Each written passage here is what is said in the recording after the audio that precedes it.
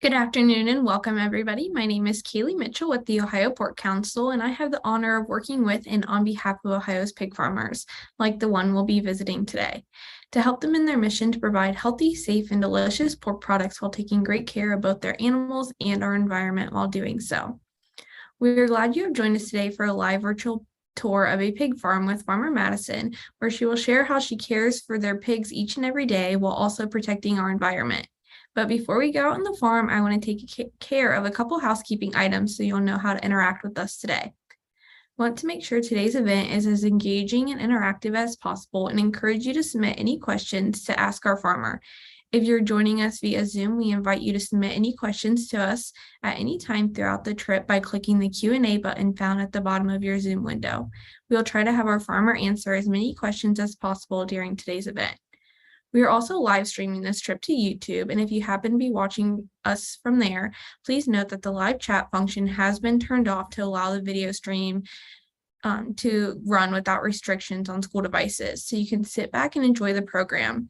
If you do, however, want to ask questions, you can go back to the email you were sent and click on that and join us via Zoom to submit questions. With that being said, let's introduce our farmer and get this trip rolling. Today, we have the pleasure of connecting live with Farmer Madison from a pig farm in North Central Ohio. We look forward to learning about all the ways Farmer Madison and her team care for their pigs. So without further ado, let's welcome Farmer Madison and get started. Good afternoon, Madison. Can you tell us a little bit about yourself and the farm you work at and what you do there on a daily basis? Absolutely. So like Kaylee said, my name is Madison. I've been pig farming for around 7 years. The farm that I work for is located in North Central Ohio. We deal with pigs, cattle, and have our own grain elevator. I probably start my day a little bit differently than what you may expect for a pig farmer. I'm required to shower in and out of each facility that I go to. We do this to protect the pigs from any sicknesses that may be brought into the barn, as well as prevent any sicknesses from going out. So upon arriving to the barn, I will leave all my street clothes on what we call the dirty side of the shower, and then I will shower through, and I am supplied t-shirt on the other side, along with rubber boots. That way, whenever I come in to see the pigs, I'm dressed accordingly. Once I get into the barn, the first thing I'm going to do is pig care.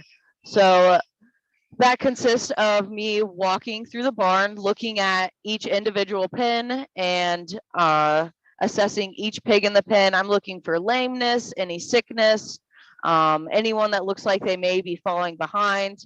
As I'm walking through the barn looking at pigs, I'm also looking at feeders and waters. We want to make sure that the pigs always have feed available and water is accessible. We feed our pigs a corn and soybean blend. We supplement different kinds of minerals and vitamins to ensure that the pigs are getting all the nutrition that they need at each cycle of their lives. Any questions? Yeah, can you talk to us about how many pigs are on your farm and how many employees or farmers are joining you taking care of those pigs every day?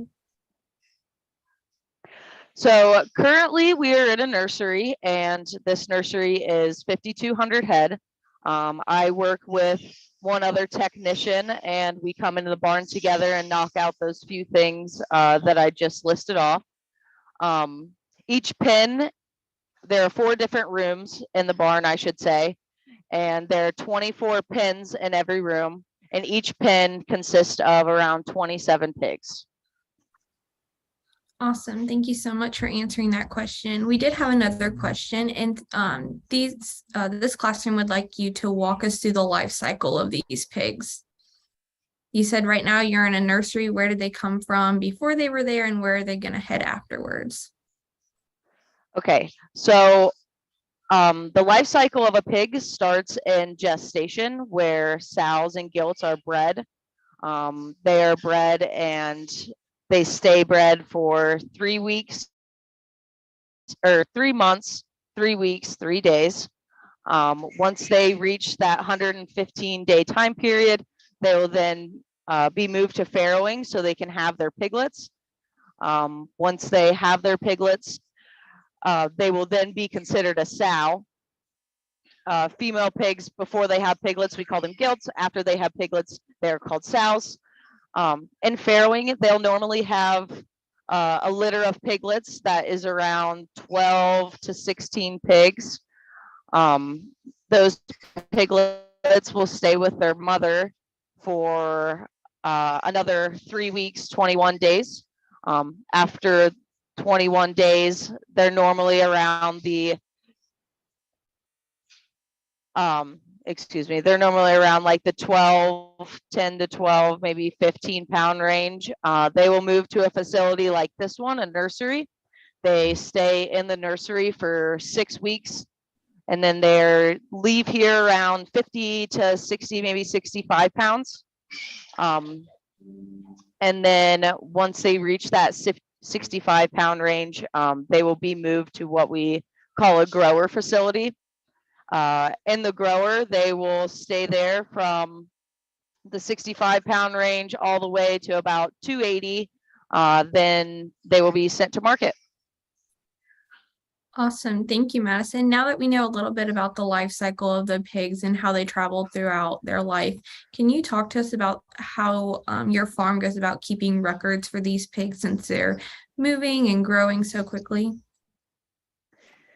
Yes. So in a facility like this, we do an entry count and an exit count. But to track the pigs individually, we have tags over top of all the pens that say what room they're in, what row they're in, which would be the B that you see. And then pen 6 is to our left, and then pen 5 is to our right. If we need to locate a pig, we know which pen it is by that tag. Other farms will actually tag the pigs individually, and then those are then kept in the records, and you can identify the pig by farm and which pig you're looking for that way. Awesome. Thank you. You talked a lot about all the knowledge that you have as a pig farmer that you've gained over the last 7 years. Can you talk to us about what got you into farming or what made you interested in becoming a pig farmer? Yes, I've always loved animals. So when I saw this opportunity arise, I thought, how great would this be, working with piglets all day long? And I've truly enjoyed it. It's very satisfying and pretty fun, to be honest. Awesome. Can you talk to us a little bit more about the different opportunities that are on your pig farm and what other careers people interested in the pork industry could have? Yeah, so I myself are what you would consider a swine technician. I come in, I take care of the pigs on a daily basis. We do have truck drivers. Truck drivers transport pigs. Others will transport the grain to the different facilities. And then we also have maintenance guys and women that will go to the facilities to fix any feed issues or water issues or any ventilation issues we may have. They're also working on a lot of the equipment at the feed mill, so a wide variety of things.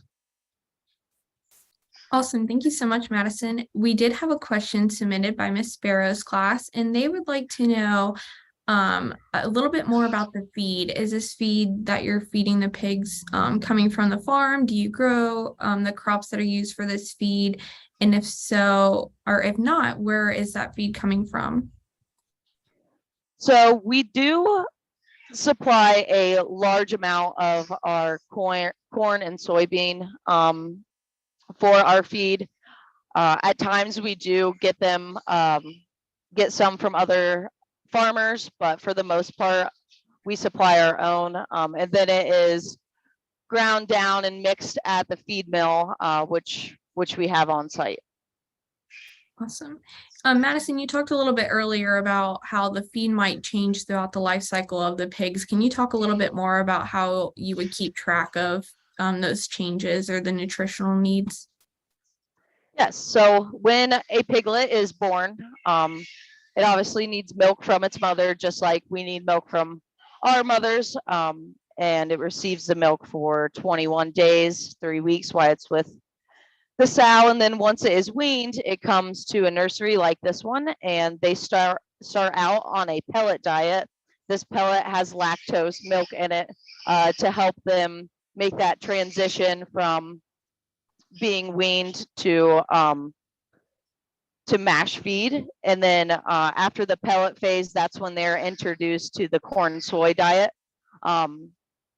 At a young age, they need a little bit more of the energy value, so we supplement that into their feed. And then as they get older, things like fats are supplemented in just to make sure that they're kept healthy, along with vitamins and minerals, all the things that you would need, the same as a growing human. Thank you, Madison. We have another question submitted by Miss Chester's class, and they said the pigs have notches in their right ears, but they do not see notches in the left ears. Can you talk about why those pigs have ear notches and how that might be different than other farms? So the ear notches are actually to identify which sow farm that the pigs came from.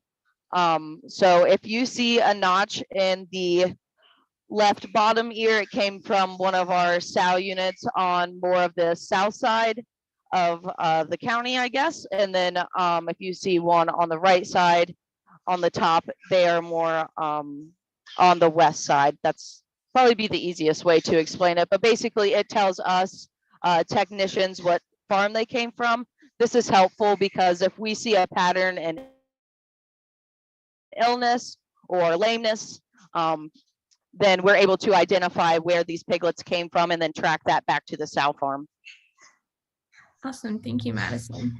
Can you talk about, you said that there are some illnesses and things that you watch out for as a technician. Can you talk to us about what kind of preventative medicine the pigs get, or what you would do if you came across an animal like that needed treatment? Yes, so we run quite a few different vaccines to sows and piglets and pigs of all the life stages. One that most are probably familiar with is the flu. We do run the flu vaccine.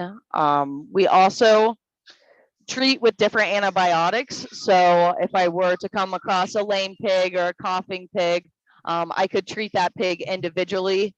That's less of preventative, obviously, but as far as preventative treatments go, we do run quite a few vaccines. Awesome. Farmer Madison, you talked about using antibiotics to treat sick pigs. Can you talk to us about how your farm works closely with the veterinarian to prevent antibiotics from getting in the food system or the food chain? Yes, so we work with a veterinarian that helps us identify different sicknesses and what antibiotics to use. Along with that, the antibiotics come with withdrawal dates. This just means that at no point can a pig go to market with antibiotics in its system. Each antibiotic differs in withdrawal dates, and everything is recorded and identified to each pig if it's been treated with antibiotics, and that is tracked throughout its life cycle. Thank you, Farmer Madison. Let's see, we had some more questions submitted, and one of the classes would like to know if the pigs have access to water all of the time or just at certain times throughout the day. No, the pigs always have access to water. Their cup waters are what we use. They have a water nipple inside, and the pigs play with that water nipple, and then they're able to dispense water whenever they need it. All right, we've had another question from one of our high school classes, and they would like to know if you went to college to be a pig farmer. I did not go to college to be a pig farmer. So did you start this career right out of high school? Closely after, yes. I did start being a pig farmer right after. It's very rewarding, and there's lots of opportunities to move up in every department, I would say. Awesome. While we have a close-up of the piglets right there, can you talk to us about what breed the piglets are that we're looking at and why you would choose those piglet breeds? So we do a cross between Yorkshire and Landrace. Obviously, they're white pigs. We choose those two because they have really good mothering capabilities. This helps us out on the front end of things with the gilts and the sows that are having piglets. Kind of helps some of our technicians over at the sow farms getting those piglets off to a good start when those sows and gilts have that natural instinct. Thanks, Farmer Madison. Earlier, we talked about the different stages the pig goes throughout its life and how eventually they will end up in market. Miss Owens' class would like to know, on average, how much does a market pig sell for, or what is the average cost and revenue associated with the pigs? I believe that varies. Kayla, I'm not sure if you can help me out with this or not, but I believe that it varies on a few different things. Corn prices, soybean prices, things like that, how much we have put into the pigs, and then of course what the current market cost is per pound. Am I correct? Yeah, absolutely. You hit the nail on the head, Madison. Just to reiterate for Miss Owens' class, the market prices are going up and down throughout the entire season. That depends on a lot of different variables like fuel prices and how much that cost is associated with transporting the pigs, the feed costs like Madison touched on, as well as just how well pork is being imported and exported and those costs that are associated with those values as well. So there's several different variables that play into how much the farm would generate on revenue for these. Farmer Madison, we have another question from Miss Sparrow's class, and they would like to know the average litter size and about the largest litter that you've ever seen. I would say on average, you're normally looking at around 14 piglets per sow. I would say is the most common, and I've seen a sow have 22 piglets or so. Just depends on how old they are. You know, as sows get older, they tend not to have quite as many piglets, but I have seen some younger sows have somewhere in the 20s. Thank you, Farmer Madison. The pigs that we're looking at right now, they look very clean. A common misconception that consumers might have is that pigs are dirty animals. Can you talk to us about why these pigs look so clean and what you do as farmers to help prevent them from getting dirty? So in the barn, we have slats in the floors. That's kind of what you're looking at right now. And below the slats is what we call the pit. The pit is essentially a catch-all for manure, run over water that the pigs are playing in, feed as well. The pit is around 16 to 18 foot deep. It catches all of that manure, feed, water, and then it is pumped out a couple times a year, and we use that on the fields that we farm. And that gets spread, and then crops are grown. We use it as fertilizer, and then it's kind of like a cycle. We fertilize the crops that we feed the pigs with, and then we just do it over and over again throughout the year. Awesome, Farmer Madison. This whole process obviously takes a lot of technology. Can you talk to us about the technology that's in your barn and that you guys use on a daily basis? So a few different things that we use are in each room is temperature controlled. So these pigs are kept at a very comfortable, I think right now it's 80 degrees in here or so with a few different things. We have our heat lamps, which supplement a little bit more direct heat for when the pigs are younger. We also have a couple heaters in the room that kick on to make sure that the room is staying at the appropriate temperature. And then if it were to get too warm in here, especially in the winter, Our ceiling inlets will drop down to allow airflow, and all the fans will kick on to pull the air through the room. This is all controlled by, in this barn, we call it an edge system. So that's a pretty great piece of technology. It allows us to really keep a good eye on and be pretty precise about the temperature in each room to make sure that the pigs are comfortable. We also have a couple other systems that oversee the feed. So we get feed alarms if feed's not running. We get water alarms if the water's not working. So those have all been like newer additions, I would say, in pig farming. Thank you, Farmer Madison. Can you talk to us about what might happen overnight if there aren't employees in the barn and something were to happen? Would your cell phone ring? Would you get an alert? How would you be aware of a situation going on? Yeah, so just like I mentioned that we get alarms for feed and water, we also get alarms for the barn as well. And those are sent to our phone. They actually dial out and call us, and that could be any time of the night. So our pigs are always taken care of. There's actually a few of us on the call list. So if somebody doesn't answer, the next person's being called to get out here and make sure that the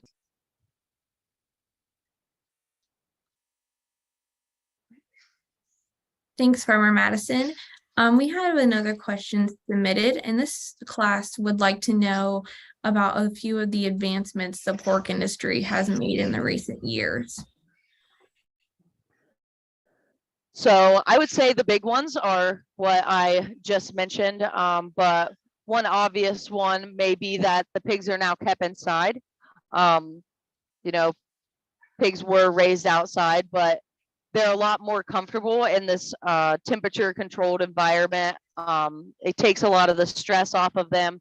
They're not worrying about staying cool or staying warm. With the new technologies, we're able to make sure that the temperature is adjusting accordingly. Along with the feed system, sending out alarms, making sure that feed is being run and the feed is available at all time, and same with the water alarm. I think those are huge advancements. Thanks, Madison. We have another question. Earlier you mentioned about how your day might start out a little different than people may expect. Can you talk to us about how many hours you work, what time you get started, and what time you finish up in the barn?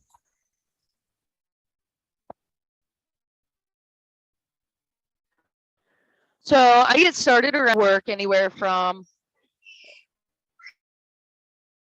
8 to 9 hours, 9 hours being a long day. Eight is about our average day. Getting in here, making sure everyone looks good and that everyone's comfortable. Awesome, thank you. Yeah. Can you talk to us about the hardest part about being a pig farmer from your perspective? From my perspective, I'd say the hardest part is knowing that these pigs are going to market. But I'd say also the best part of this is being able to come in and know that I'm making a difference by making sure that these pigs have everything that they need and that their quality of life is the best that it can be for the duration that they're here, and just keeping in mind that we are feeding families by raising these animals. Awesome, thank you, Madison. And then we had another question submitted by Ms. Pollock's class, and they would like to know, earlier we were talking about the manure and how you use that on the fields to help fertilize the crops. As a farmer, do you think that the manure can be considered an economic gain for your farm? Absolutely. Like I said, using the manure as a fertilizer for the fields, they're not having to supplement that maybe not as much of that. I'm not sure exactly how that end of it works, but and then growing our crops in those fields that we then feed our livestock with. I would definitely say that it is.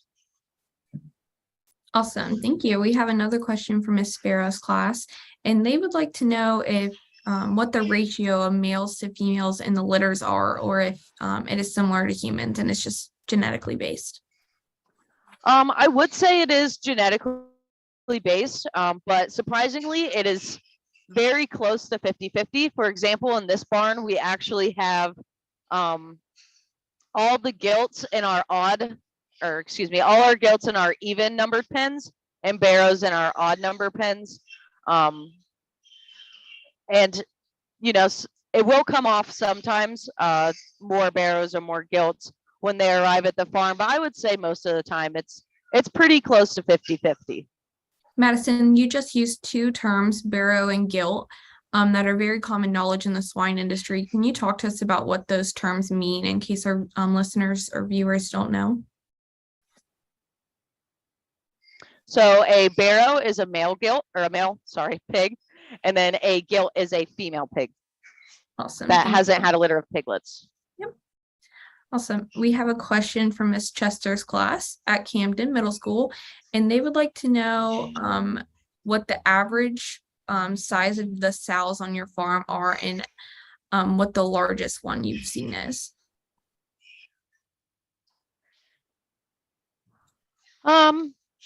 I would say a gilt is normally around 280 pounds, so a sow is probably 350, maybe 400, if I'm guessing. And they do look very big. So I mean, I would say around the 350 range, maybe 400. Could even be more than that, could be less. I'm not really sure. Yeah, it would probably depend on genetics, just like humans. Awesome. Yeah. Let's see.